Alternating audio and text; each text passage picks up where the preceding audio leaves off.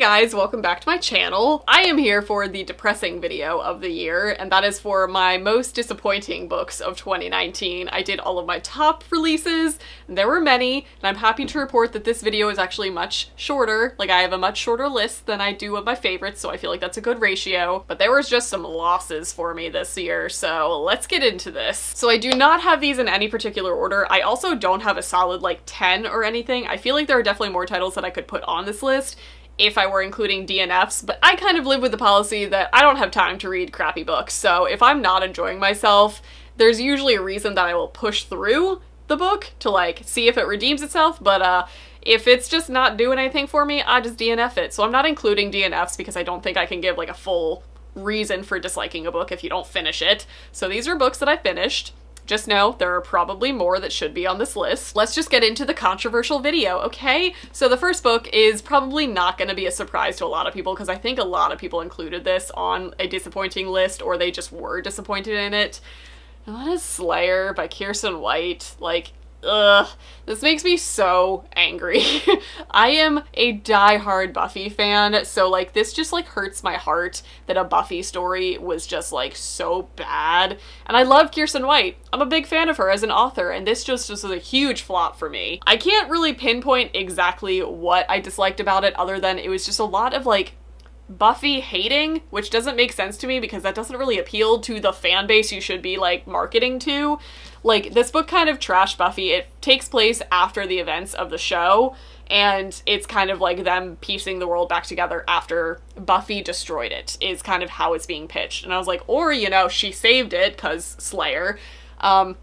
And I feel like this book was very slow, it was very dry, it was a lot of like setup to like explain what's been going on and how things are run now, when I would much rather have just had it be like an episode of Buffy where like you just kind of jump in, you figure things out as you go, and you kill some vampires and you slay some demons, and it was just not that. Like, I liked the nods to the show. There was a lot of little Easter eggs in this. There was a lot of lines that, like, only, like, diehard fans would really understand, so I appreciated that. But this was just not a good story as a whole. So I might read the sequel, Chosen, when that comes out, just to see if, like, it kind of gets better from there, because I feel like this book was a lot of setup. So, like, now that we've set it up, in theory, the second book should move faster and be much more enjoyable. I don't know though. I haven't decided yet. I just really didn't like this book. The next book is a book that I just read at like Christmas time because it released right at the end of 2019. And oh, what a goddamn mess this book was. That is In the Unlikely Event by LJ Shen. So LJ Shen is a pretty well-loved indie romance author, and her books are 50-50 for me. Some of them I really, really jive with, and other ones I just really don't. She writes a lot of angst into her books, and she writes a lot of like alpha male, douchey type of characters in her books, and sometimes it works well. Sometimes I like those alpha male characters who are just like bullies, and sometimes it just comes off as degrading and obnoxious and over the top. So her books are 50-50 already for me. So I gave this one a shot. This fucking book. If you want to hate read a book, I don't recommend doing that. I don't like that. I feel like that's a bad thing to promote to people, but God, hate read this book. It's a mess, and it is a roller coaster that I feel like you just need to experience to really understand where I'm coming from with this book. But there was just every problematic thing that you could put in a book was in this book. Everything just was bad. And there were so many scenes that when you read it, you were just like, what the fuck did I just read? And they were nonsensical. It was just so bad. Okay, I'm gonna stop with this, but I didn't like it.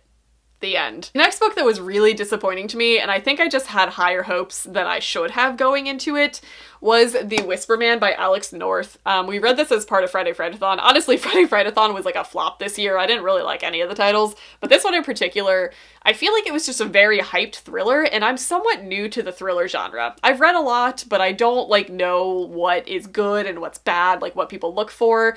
I just kind of go along for my own ride and see if I like it. I didn't like this one. So this is basically a crime thriller where we're in a town where there was a serial killer that was called the Whisper Man, and he was called that because he would like whisper to people through their windows and lure them outside and murder them. And this is basically following way after he was like taken down and he might be back. Like our main character's young child starts talking about the Whisper Man and that somebody is whispering to him at night. So it kind of gives you really good spooky vibes, but it was just slow. And I feel like the plot twist that all thrillers generally have was just kind of like thrown in there with no explanation whatsoever. I don't really like big reveals in thrillers to be something that we didn't really know about the entire time, if that makes sense. Like there was no setup to be like, oh my god, it was him! Like there was nothing of that. It was just like, there was no leading up to the big reveal. It was revealed and you were just kind of like, oh, okay. I guess that works. So there was not really any wow factor for me with this book, so this was just a huge flop for me. The next one, we're getting controversial. Prepare yourselves. It's King of Scars by Leigh Bardugo. I just really didn't like this book. Like, I loved the Grisha trilogy, I loved the Six of Crows duology, and this one I feel like was so hyped up and I had such high expectations. And this wasn't per se bad, but it also was not great. Like, I didn't really care for a lot of the story, what was happening. Like, Nikolai was actually my favorite character from the original trilogy and from Six of Crows. He's been one of my favorite characters for a long time, so I was so excited to see his story. And to be honest, his perspective in this was the most boring one to me. And I feel like there was a lot of things that just happened, and then we moved on from it. Like, the things that happened didn't actually play a part in, like, the development of the story. Like, they were just like, oh, and that happened, and we're moving on from it. We got to kind of see some of our, like, beloved characters again, which was nice. We got some new characters introduced, and honestly, the new characters that were introduced and the new perspectives that we got to read from were my favorite part of this book. Like, I loved reading from Zoya's perspective. She was probably my favorite one in the story, but this was not memorable to me. Like, there are a couple scenes that I can remember from it, but for how long this book was, I could tell you, like, 5 things that happened in it. So, it was not great. I'm definitely still gonna read the follow-up to this because, again, I love Nikolai and I love this world, so I'm excited to see where it goes, but it's gonna be a slog. Like, this one was a slog for me, so I'm hoping the second one picks it up a little, because, like, we ended on a note that I liked. I'm not gonna spoil the ending in any way, but there was definitely some polarizing thoughts on how this book ended. I loved it. So that alone is enough to get me to read the next one, and I hope that, like, it's gonna go in the direction that I want it to go, but I just ultimately did not enjoy my reading experience of this book, which is a bummer. The next book is not a 2019 release. I'm not doing these exclusively as 2019 releases, but it's still somewhat a recent release, and that book is Semiosis by Sue Burke. I had really high hopes for this. This has the makings to be something that I should have loved and, like, sang its praises from the rooftops, and it just was not that. This is a sci-fi story where we are following a population of people who have recolonized a planet because we've destroyed Earth. That's a very standard sci-fi plot line. So we're basically making a new home for ourselves on a new planet, and they find out that the plants on the planet are sentient, which is the coolest concept as somebody who is really into gardening, really into botany, but also really into, like, alien sci-fi stories. This should have been everything that I loved in a book, because it was a very science-based story. So I really wanted this to be closer to Into the Drowning Deep, where it's kind of a science-based horror thriller set on a foreign planet. And it was not that. And I can't really judge a book because it wasn't something that I expected it to be. That's not really how you judge a book.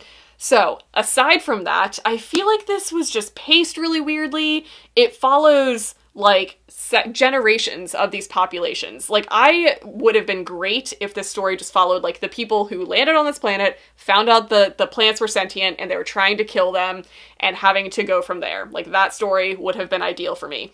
This took that, and then part 2 was, like, a couple generations up from that, and then we followed another generation and another generation. So this spanned hundreds of years, and it basically kind of followed how cultures develop, how relationships between, like, native beings interact with humans who tend to come in and overtake things, and it was kind of an interesting perspective to see that, but it was not enjoyable. I didn't really like how it was paced. I didn't really like where the story went. It was a cool concept, but I personally didn't like how it was executed in any way. I know other people really liked this, but for me, I just despised the whole thing, unfortunately. The next book is a book that I feel like I should have loved it, and I feel like it should be a very important book that came out in 2019, and I just don't think it was that. And that is I'm Not Dying With You Tonight by Gilly Siegel and Kimberly Jones. Gilly Siegel. Gilly?